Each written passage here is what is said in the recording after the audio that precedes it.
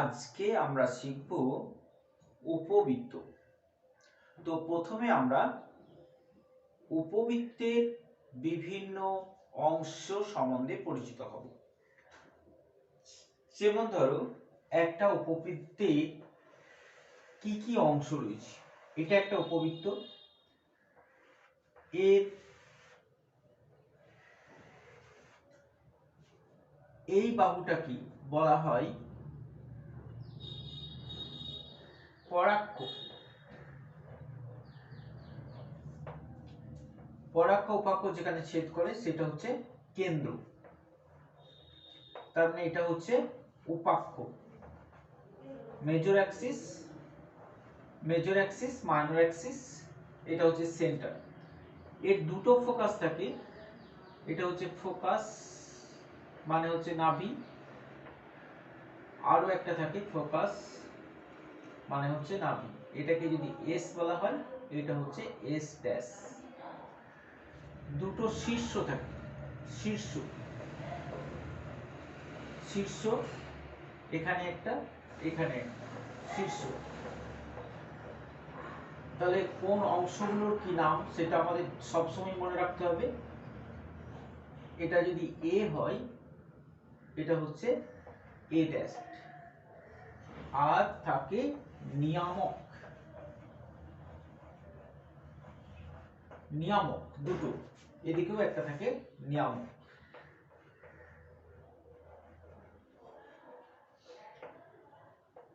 এটা অক্ষ নিয়ামকের ছেদ বিন্দু, এটা অক্ষ নিয়ামকের ছেদ বিন্দু। এই হচ্ছে একটা উপবৃত্তের পরিচয়। তাহলে উপবৃত্তের কেন্দ্র, নাভি, শীর্ষ, অক্ষ নিয়ামকের ছেদ বিন্দু, এই চারটে বিন্দু আমাদের জেনে রাখতে হবে। আর তাছাড়া আছে নাভি লম্বের দৈর্ঘ্য, নাভি লম্বের দৈর্ঘ্য দুটো থাকবে নিশ্চয়ই দুদিকে।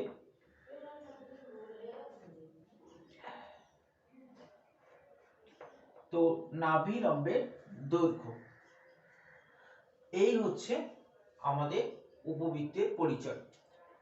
এখন উপবৃত্তের পরাক্ষ যদি এক্স অক্ষের উপরে থাকে, পরাক্ষ যদি এক্স অক্ষের উপরে থাকে আর উপাক্ষ যদি ওয়াই অক্ষের উপরে থাকে, কি বললাম, পরাক্ষ যদি এক্স অক্ষের উপরে থাকে, উপাক্ষ যদি ওয়াই অক্ষের উপরে থাকে, তার মানে কেন্দ্রটা হয়ে গেল মূল বিন্দুতে, কেন্দ্রটা হলো মূল বিন্দুতে।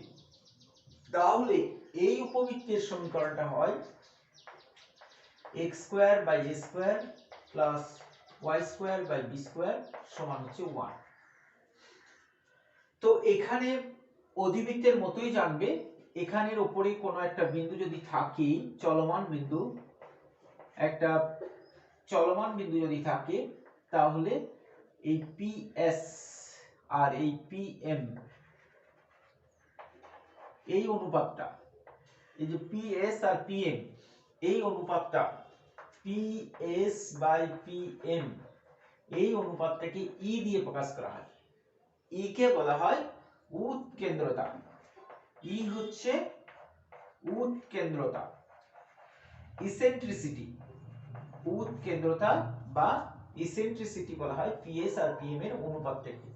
এইটা উপবৃত্তের ক্ষেত্রে সবসময় হবে লেস দেন 1, সবসময় হবে একের থেকে ছোট, কারণ E এর মান হচ্ছে √1 minus B square by A square.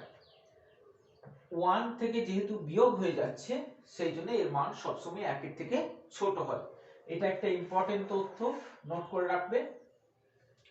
R A beta কি, দেখো এখানে আননোন রয়েছে দুটো রাশি এ আর বি। এক্স ওয়াই তে ভ্যারিয়েবল থাকবে, কিন্তু এ আর বি দুটো আননোন। সেটা কি কি, দেখো এখানে এ হচ্ছে এই পরাক্ষের দৈর্ঘ্য বলা হয় এটাকে, এ থেকে এই পর্যন্ত পরাক্ষ এক্স অক্ষের উপর অবস্থিত, এই এ থেকে এ ড্যাশ পর্যন্ত এই দৈর্ঘ্যটাকে বলা হয়, এই দৈর্ঘ্যটাকে বলা হয় পরাক্ষের দৈর্ঘ্য। এইটা হচ্ছে পরাক্ষের দৈর্ঘ্য, এইটাকে বলা হয় 2a, এটাকে বলা হয় 2a। আর এটাকে যদি আমরা b নাম দিই, তাহলে বি বি ড্যাশ এই দৈর্ঘ্যটাকে বলা হয় উপাক্ষের দৈর্ঘ্য। এটা হলো উপাক্ষের দৈর্ঘ্য, এটাকে বলা হয় 2b। তাহলে a আর b কোন জায়গাটা আমরা পেয়ে গেলাম, এই গোটাটা হচ্ছে 2a, গোটাটা হচ্ছে 2b। এইটুকু জানার পর আমরা কিন্তু স্থানাঙ্কগুলোও পেয়ে যেতে পারি। তারপরে দেখো, তাহলে এইখান থেকে এটা যদি a হয়, যেহেতু এটা 2a গোটাটা, তাহলে এটা মূল বিন্দু, তাহলে এখান থেকে এটা হবে a, এখান থেকেও এটা হবে a, এখান থেকে এটা হবে b, আবার এখান থেকে এটা হবে b। তাহলে আমরা এই প্রান্ত বিন্দুগুলো স্থানাঙ্ক পেয়ে যাব। আর আমাদের এখানে আছে নাভি s। তো এখানে যেহেতু ps আর pm এর অনুপাতটা হচ্ছে e, সেই জন্য নাভিকে e দিয়ে প্রকাশ করা হয়। কারণ এই যে a বিন্দু, a থেকে s এর আর a থেকে z, মানে as বাই az, এই অনুপাতটাও তো e হবে না। as বাই az এই অনুপাতটাও e হবে, কারণ ps বাই pm যদি e হয়, তাহলে as বাই az এটাও হবে e। সেই জন্য ওখান থেকে আমরা a এর স্থানাঙ্ক মানে নাভির স্থানাঙ্কটা পেয়ে যাই। নাভির স্থানাঙ্কটা হবে ae, 0। তাহলে আমরা এইটা জেনে রাখবো যে এই দূরত্বগুলো জেনে রাখবো আমরা। তাহলে আমরা দেখো এই দূরত্বটা মানে এই পর্যন্ত দূরত্বটা পেয়েছি a, এই ডিসটেন্সটা হচ্ছে a, নাভি পর্যন্ত এই দূরত্বটা হবে এই নাভি s, নাভি পর্যন্ত এই দূরত্বটা হবে ae। এই ডিসটেন্স গুলো কোনো সময় পাল্টায় না, সেজন্য আমরা ডিসটেন্স গুলো মনে রাখবো। তাহলে নাভি পর্যন্ত দূরত্বটা হচ্ছে ae, আর এই ডিসটেন্সটা মানে উপাক্ষ থেকে, মানে এটা বলতে পারি আমরা কেন্দ্র থেকে অক্ষ নিয়ামকের ছেদবিন্দু, কেন্দ্র থেকে অক্ষ নিয়ামকের ছেদবিন্দু, এই গোটা দূরত্বটা হবে a বাই e। এই তিনটে ডিসটেন্স এখানে আমাদের মনে রাখতে হবে। তাহলে ae, এটা a, আর এটা হচ্ছে a বাই e, যেটা হচ্ছে কেন্দ্র থেকে অক্ষ নিয়ামকের ছেদবিন্দু মানে পরাক্ষ নিয়ামকের ছেদবিন্দু পর্যন্ত দূরত্ব হচ্ছে a বাই e। তাহলে এই তিনটে দূরত্ব আমাদের মনে রাখতে হবে। আর এখানে আলাদা করে যেটা মনে রাখতে হবে সেটা হচ্ছে নাভি লম্বের দৈর্ঘ্য। তো নাভি লম্বের দৈর্ঘ্যটা এখানে হচ্ছে 2b² বাই a একক, 2b² বাই a। তাহলে এই চারটে দূরত্ব আমাদের মনে রাখতে হচ্ছে। একটা হচ্ছে কেন্দ্র থেকে নাভির দূরত্ব, কেন্দ্র থেকে নাভির দূরত্ব হচ্ছে ae, কেন্দ্র থেকে শীর্ষের দূরত্ব হচ্ছে a, এগুলো নোট করে রাখবে, লিখে রাখবে। কেন্দ্র থেকে নাভির দূরত্ব হচ্ছে ae, কেন্দ্র থেকে শীর্ষের দূরত্ব হচ্ছে a, আর কেন্দ্র থেকে অক্ষ নিয়ামকের ছেদবিন্দু হচ্ছে a বাই e। এই তিনটে ডিসটেন্স, আর নাভি লম্বের দৈর্ঘ্যটা হচ্ছে 2b² বাই a। এই চারটে দূরত্ব আমাদের মনে রাখতে হবে। এই চারটে দূরত্বকে দিয়ে আমরা বাকি যে স্থানাঙ্কগুলো আমাদের দরকার, এই যে কেন্দ্র, নাভি, শীর্ষ, অক্ষ নিয়ামকের ছেদবিন্দু, সমস্ত স্থানাঙ্কগুলো কিন্তু আমরা এই দূরত্ব থেকেই পেয়ে যাব। যেমন এই দূরত্বটা যদি এই হয়, তাহলে নাভির স্থানাঙ্কটা হবে ae, 0, শীর্ষের স্থানাঙ্ক হচ্ছে a, 0, অক্ষ নিয়ামকের ছেদবিন্দুটা হবে a বাই e, 0। ঠিক আছে। তারপরে দেখো ওখান থেকে পাবো আমরা নিয়ামকের সমীকরণ যদি চাই, যেহেতু ডিসটেন্সটা এই বিন্দুটা হচ্ছে a বাই e, 0, এই বিন্দুটা, তাহলে নিয়ামকের সমীকরণ হবে, এটা নিশ্চয়ই y অক্ষের সমান্তরাল, তার মানে x সমান হচ্ছে a বাই e। যেহেতু এদিকেও একটা আছে, তাহলে এই জন্য লেখা হয় x সমান এটা a বাই e, আর এটা হচ্ছে x সমান মাইনাস a বাই e। একসাথে লেখা হয় নিয়ামকের সমীকরণ প্লাস মাইনাস x সমান plus minus a by e। এগুলো সব নোট করে রাখবে। তাহলে আমরা পেলাম, আমাদের নোট করতে হবে যেটা, সেটা হচ্ছে চারটে দূরত্ব, বিন্দুগুলোর স্থানাঙ্ক, কেন্দ্র, নাভি স্থানাঙ্ক এদিকে ae, 0, এদিকে একটা আছে মাইনাস ae, 0, এটা a, 0, এটা মাইনাস a, 0, এটা ae, 0, এটা মাইনাস ae, 0। নাভি লম্বের দৈর্ঘ্যটা মনে রাখবো, ওটা আগেই বলেছি।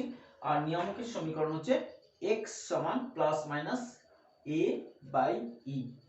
এই তথ্যটা আমাদের জেনে রাখতে হবে, আর ইটা সম্পর্কেও মনে রাখতে হবে, তাহলেই আমরা উপবৃত্তের প্রায় সব অঙ্কই করে ফেলতে পারবো। আর একটা কথা, প্যারামেট্রিক স্থানাঙ্ক। তো উপবৃত্তের প্যারামেট্রিক আকার, সব জায়গাতেই আমরা প্যারামেট্রিক আকার পেয়েছি, তাহলে উপবৃত্তের প্যারামেট্রিক আকারটাও মনে রাখতে হবে। তাহলে উপবৃত্তের প্যারামেট্রিক আকার x সমান a cos থিটা, y সমান b sin থিটা। এইটা হচ্ছে উপবৃত্তের প্যারামেট্রিক আকার। আর প্যারামেট্রিক স্থানাঙ্ক যদি হয়, তার মানে যদি উপবৃত্তের উপরে কোনো বিন্দু আমাদের ধরে নিতে হয়, যেখানে উপবৃত্তের ইকুয়েশন দেওয়া আছে, উপবৃত্তের ইকুয়েশন যদি দেওয়া থাকে, ওর উপরে কোনো বিন্দু যদি আমাদের ধরতে হয়, তাহলে ধরবো আমরা a cos theta, a b sin theta, a cos theta, b sin theta. এইরকম আমরা উপবৃত্তের উপরে কোনো বিন্দু, যেখানে উপবৃত্তের সমীকরণ দেওয়া আছে, মানে a b কিন্তু আমাদের দেওয়া থাকলে তবে, তাহলে a b দেওয়া থাকলে আমরা প্যারামেট্রিক স্থানাঙ্ক হিসেবে a cos theta, b sin theta আমরা ধরে নেব, যেখানে ধরে নেওয়ার পর যদি কোনো দূরত্ব বা কিছু বের করতে বলে তখন। ঠিক আছে, তাহলে এই কোটা নিয়েই আমরা করব উপবৃত্তের অঙ্ক। এখন যদি আমাদের পরাক্ষটা y অক্ষের উপরে চলে যায় আর উপাক্ষ যদি x অক্ষের উপরে চলে যায়, তার মানে এটা x অক্ষ, এটা y অক্ষ।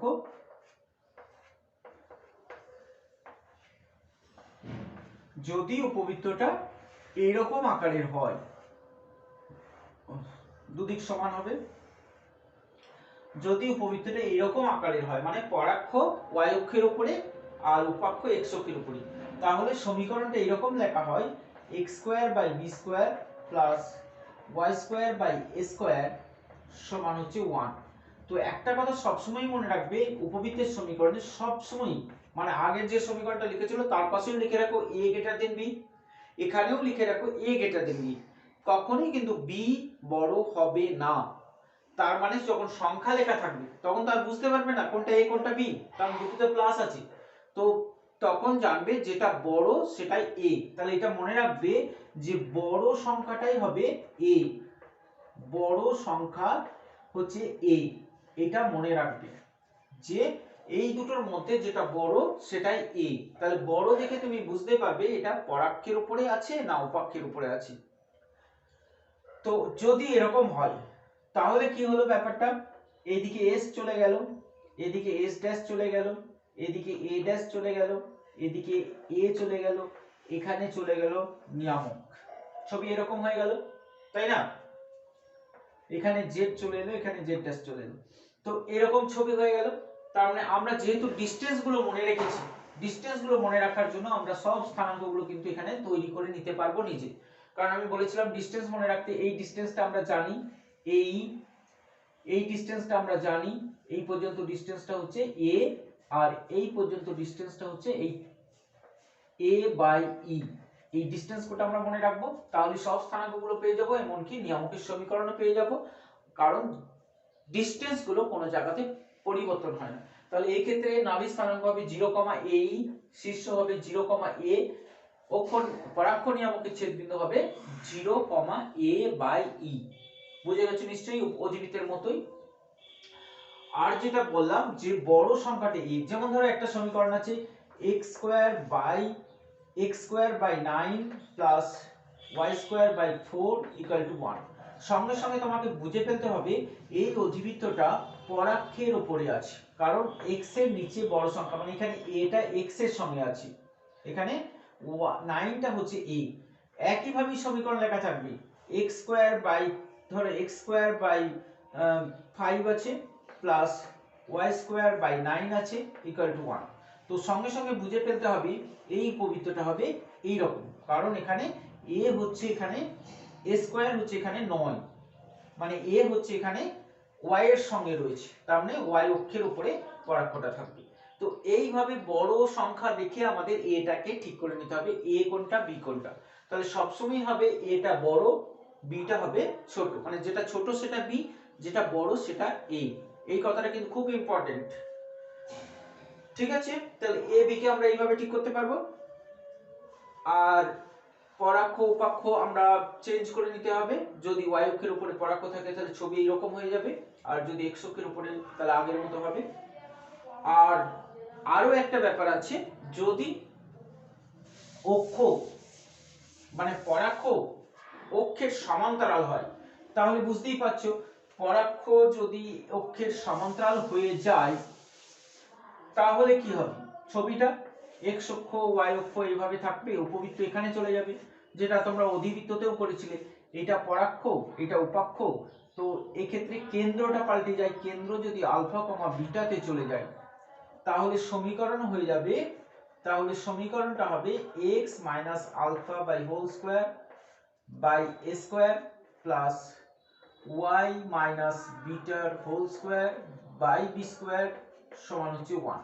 তো এখানে তফাৎ সেই একই, আলফা বিটাতে যেহেতু কেন্দ্র চলে গেছে তাহলে কেন্দ্রটা আলফা বিটা হয়ে গেল, আর ডিসটেন্স গুলো তো সবসময় একই থাকবে, এখানে s চলে গেছে, এখানে a চলে গেছে, এখানে z চলে গেছে, তো এখানে নিয়ামক চলে গেছে, দূরত্বগুলো যেহেতু একই থাকবে সেহেতু এই দূরত্বটা এই, তাহলে এই স্থানাঙ্কটা কি হবে এই প্লাস আলফা কমা বিটা, যেভাবে আগে করেছো, তাহলে s এর স্থানাঙ্কটা হয়ে যাবে, s এর স্থানাঙ্কটা কি হবে এই প্লাস আলফা কমা বিটা, কারণ এই কমা 0 ছিল, তো যেহেতু আলফা বিটা তাহলে আলফাটা আর বিটাটা যোগ করে দিয়ে আমরা স্থানাঙ্কগুলো যেভাবে অতিবৃত্ততে করেছিলাম সেইভাবে এখানেও স্থানাঙ্কগুলো পেয়ে যাব।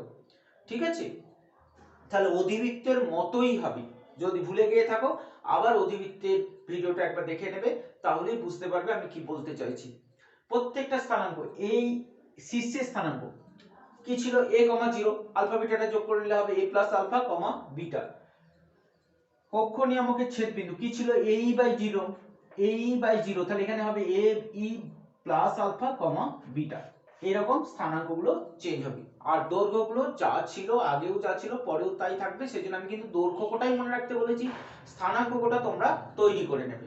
ঠিক আছে, তাহলে এই গেল উপবৃত্তের বিভিন্ন আকারের উপবৃত্তের পরিচয়। ঠিক আছে, এখন আমরা দেখে নেব উপবৃত্ত সম্বন্ধে যে অঙ্কগুলো দেওয়া রয়েছে সেইগুলো। দেখো তোমাদের বই নাও, প্রশ্নমালা 5 বের করো, সেখানে দেখো উপবৃত্তের প্রশ্নমালা 5-এ এমসিকিউ।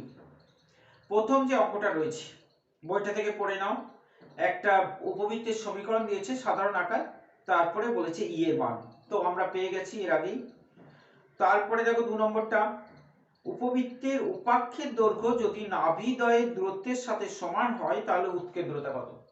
তো উৎকেন্দ্রতা সবসময় আমরা জানি উৎকেন্দ্রতা হচ্ছে √1 - b² / a²। এখন এখানে শর্ত হচ্ছে a বাই b টার মান দেওয়া আছে কিনা, তো দেখো একটু ঘুরিয়ে হলেও দেওয়া আছে, বলেছে উপাক্ষের দৈর্ঘ্য, তো উপাক্ষ কোনটা 2b, তাই না, তো এখানে 2b সমান কি বলে দিল উপাক্ষের দৈর্ঘ্য নাভিদ্বয়ের দূরত্ব। ভালো করে দেখো একটা উপবৃত্তের ছবিতেই আমরা নাভি স্থানাঙ্কগুলো পেয়েছিলাম, এইখান থেকে এই ডিসটেন্সটা, এটা নাভি s, এখানে নাভি আছে s ড্যাশ, তো এই ডিসটেন্সটা হচ্ছে ডিসটেন্স মনে রাখতে বলেছিলাম, এটা হচ্ছে এই, তাহলে এটাও তো এই হবে, তাহলে এটাও এই, তাহলে টোটাল ডিসটেন্সটা, স্থানাঙ্কটা আমাদের নেগেটিভ হবে, ডিসটেন্সটা নেগেটিভ হবে না, তাহলে টোটাল ডিসটেন্স হচ্ছে 2ae, তাহলে এখান থেকে আমরা পাচ্ছি 2ae, কেটে যাচ্ছে, তাহলে b বাই a এর মানটা আমরা পাচ্ছি e। ঠিক আছে, যেহেতু এখানে ab এর ভ্যালু দেওয়া নেই তাহলে ab দিয়ে তো আমরা e টাকে প্রকাশ করতে পারছি না, e হচ্ছে b বাই a, তার মানে b বাই a এর জায়গায় যদি আমরা e টাকে বসিয়ে দিই তাহলে উৎকেন্দ্রতা e সমান পাচ্ছি আমরা √1 - e²। এইখান থেকে একটু যদি সরল করে দিই তাহলে পাচ্ছি আমরা 2² সমান হচ্ছে 1, তাহলে e² সমান হচ্ছে 1/2, তাহলে e সমান হচ্ছে 1/√2, নিশ্চয়ই প্লাস মাইনাস হবে না কারণ e সর্বদাই পজিটিভ। ঠিক আছে, তাহলে e হচ্ছে 1/√2 হলো। 3 নম্বরে দেখো প্যারামেট্রিক সমীকরণ, নিশ্চয়ই বুঝে ফেলেছো কারণ এর আগেই বলেছি। 4 নম্বর সহায়ক বৃত্ত, তো এটা বলা হয়নি, এটা একবার দেখে নাও, একটা উপবৃত্তের সহায়ক বৃত্ত কোনটাকে বলা হয়, এটা একটা উপবৃত্ত, এর সহায়ক বৃত্ত বলা হয় সহায়ক বৃত্ত বলা হয় একটা উপবৃত্তের সমীকরণ যদি x² / a² plus y² / b² সমান 1 হয় তাহলে সহায়ক বৃত্তটা হবে x² / a² plus Y square by A square সমান হচ্ছে 1 বা X square plus Y square সমান হচ্ছে এ স্কোয়ার। দেখো কি হলো ব্যাপারটা, কি করলাম, বি আর এটাকে সমান করে দিলাম। তাহলে বৃত্তের উপবৃত্তের সহায়ক বৃত্ত হবে, শর্তটা হচ্ছে বি সমান এ। তাহলে বি আর এ যদি সমান হয়ে যায় তাহলে সেই বৃত্তটাকে বলা হয়, অ্যাকচুয়ালি বি সমান এ বললেও ঠিক না, এ সমান বি বলতে পারি, কারণ উপবৃত্তের পরাক্ষের দৈর্ঘ্যের সমান হতে হবে উপক্ষ। পরাক্ষকে ব্যাস করে যে বৃত্ত, তাহলে এটা মনে রাখবে, পরাক্ষকে ব্যাস করে যে বৃত্তটা হয় সেই বৃত্তটাকে বলা হয় সহায়ক বৃত্ত। পরাক্ষকে ব্যাস করে যে বৃত্তটা হয় সেটা হচ্ছে সহায়ক বৃত্ত। এর সঙ্গে আরো একটু মনে রাখবে যে ওই যে প্যারামেট্রিক স্থানাঙ্ক লিখেছিলাম, মনে আছে প্যারামেট্রিক স্থানাঙ্ক, x সমান হচ্ছে a cos থিটা, y সমান হচ্ছে b sin থিটা লিখেছিলাম। তো এখানে থিটা অ্যাঙ্গেলটাও কিন্তু এই সহায়ক বৃত্ত থেকে পাওয়া যায়। এর উপরে যদি কোনো একটা বিন্দু p থাকে তাহলে এর উপরে যদি লম্ব টানা হয়, এই লম্ব বৃত্তকে যেখানে ছেদ করে, মানে সহায়ক বৃত্তকে যেখানে ছেদ করে, সেই সহায়ক বৃত্ত কেন্দ্রে যে কোণ উৎপন্ন করে সেই কোণটা হচ্ছে থিটা। তাহলে এটা মনে রাখবে, আমাদের পি বিন্দু হচ্ছে এটা। তাহলে এই পি বিন্দুর প্যারামেট্রিক স্থানাঙ্ক যদি a cos theta, a sin theta হয়, তাহলে থিটাটার মান কিন্তু এইখানের সঙ্গে নয়, সহায়ক বৃত্ত থেকে লম্ব, এই লম্বটা সহায়ক বৃত্তকে যেখানে ছেদ করবে সেখান থেকে এই কোণটাকে বলা হয়, x অক্ষের সঙ্গে যে কোণটা সেটা হচ্ছে থিটা। ঠিক আছে, এটা মনে রাখবে। তাহলে আমরা সহায়ক বৃত্ত পেয়ে গেলাম। তারপরে দেখো 5 নম্বর, একটি বিন্দু কোন সমতলে এমন ভাবে গতিশীল থাকে যে সমতলের উপর দুটি স্থির বিন্দু থেকে তার দূরত্ব দুটি সমষ্টি ধ্রুবক হয়। অবশ্যই এটা উপবৃত্ত হবে। আর এটাও মনে রাখবে, ধ্রুবক দুটো বলতে কিন্তু এখানে এটা আর একটা তথ্য,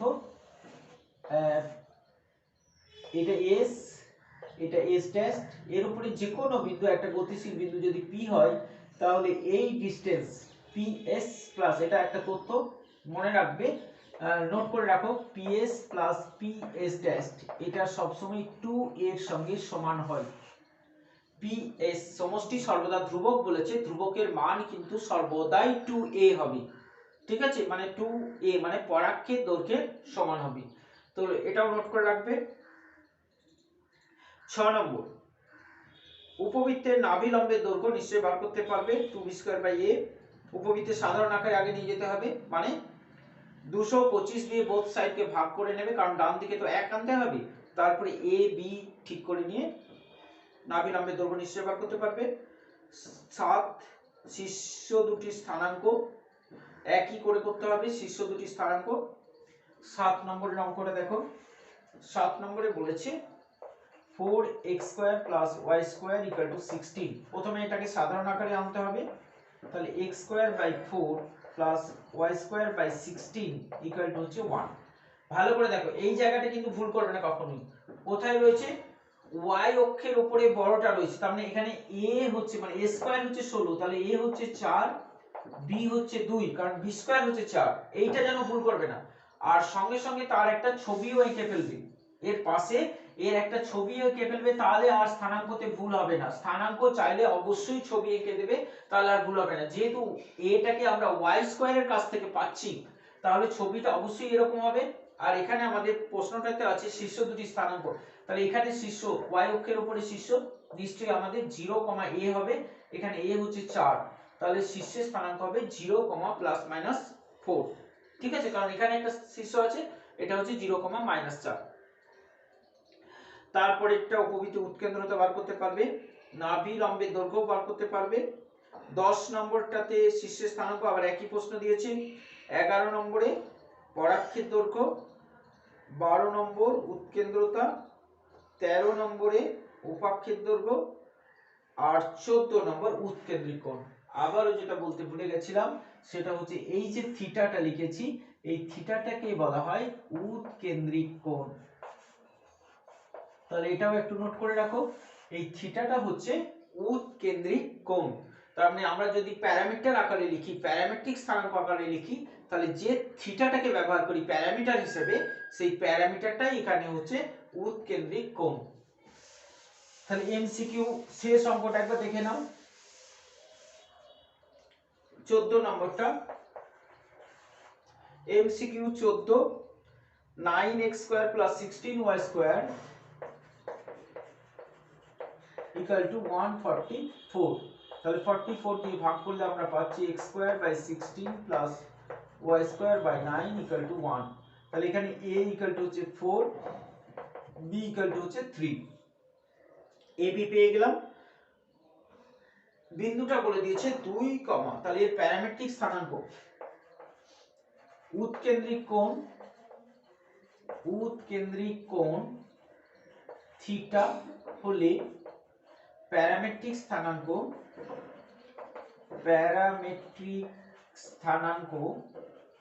কি হবে? a মানে 4 cos থিটা, 3 sin থিটা। তাহলে এইখান থেকে এটা প্যারামেট্রিক স্থানাঙ্ক মানে এটা চলমান একটা স্থানাঙ্ক। তো থিটার বিভিন্ন মানে বিন্দুটা উপবৃত্তের উপর অবস্থিত। সেই উপবৃত্তের উপর একটা নির্দিষ্ট বিন্দু বলা দেওয়া আছে 2, 3√3/2। তার মানে 4 cos থিটা সমান হচ্ছে 2, 4 cos থিটা সমান হচ্ছে 2 আর 3 sin থিটা সমান হচ্ছে 3√3/2।